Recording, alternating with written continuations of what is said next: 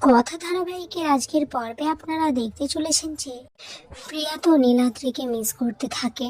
অপরদিকে ছোটকা অগ্নিকে বলে, দেখ বাবা কিন্তু এসব পছন্দ করে না, আমরা তাও করছি। তখনই কর্তা দিদা বলে, আরে বাবা তো একদিন করলে কিছু হবে না, তাছাড়া তোর বাবা কি এমন নাকি যে কেউ কিছু করলে না বলবে।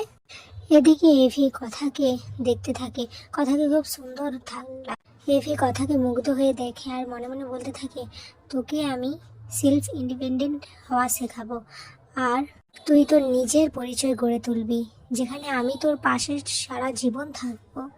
আজকেই তোকে আমি সব জানাবো।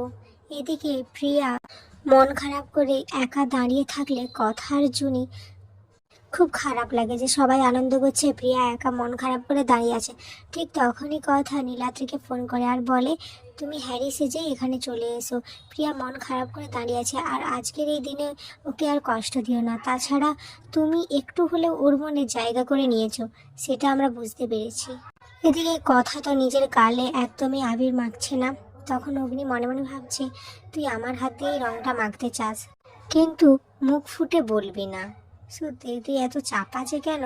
এরপর অগ্নি মনে মনে ভাবতে থাকে, আমিও দেখি কথা, তুই কখন আমাকে নিজের মুখে বলিস যে তুই আমার হাত থেকেই প্রথম রংটা মাখতে চাস।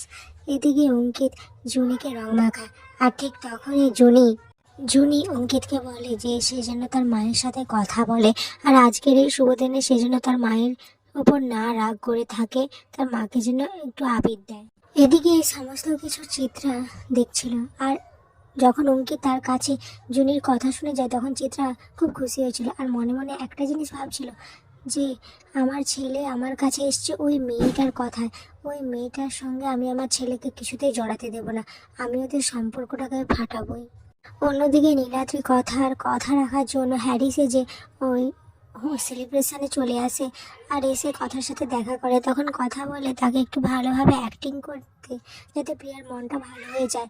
তখন নীলাদ্রি বলে, আমার এসবের প্রতি এখন আর মন নেই। অপরদিকে দেখা যায় প্রত্যয় ঋতুপর্ণাকে তার মনের কথা জানাতে চায় এবং বলেও দেয়, কিন্তু ঋতুপর্ণার কানে হেডফোন থাকার জন্য সে প্রথমে শুনতে পায়নি, আর এটা তো শুনে প্রত্যয় অবাক হয়ে যায়। এদিকে বাড়ির সকলে যখন নাচে গানে হই হুল্লোড় করে হোলি সেলিব্রেশনে মেতে উঠেছিল, ঠিক তখনই ওখানে কর্তা দাদু আসে, আর চিত্রা এই সুযোগটাকে কাজে লাগাতে চেয়েছিল। কর্তা দাদু ওখানে এলে চিত্রা সেটা লক্ষ্য করে, আর সঙ্গে সঙ্গে কর্তা দাদুর কাছে গিয়ে তার কান ভাঙাতে থাকে, বলে, দেখুন বাবা।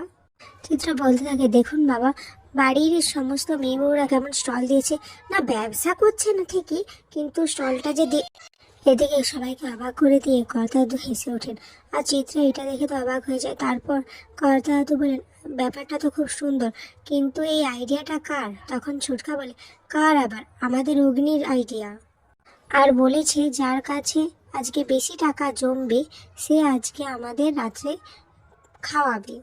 আগামী পর্বে দেখা যায় কথা অগ্নি যখন একটা ঘরে থাকে, তখন অগ্নি কথাকে বলে, তোর গালে আজ আবির লাগানো হলো না, তোর সাথে দোল খেলাটাও আজ হলো না। এরপর কথা আর আমি একে অপরকে রং মাখিয়ে দেয়, আর দুজনে খুব কাছাকাছি চলে আসে। এখানে আজকের পর্বটি শেষ হয়ে যায়।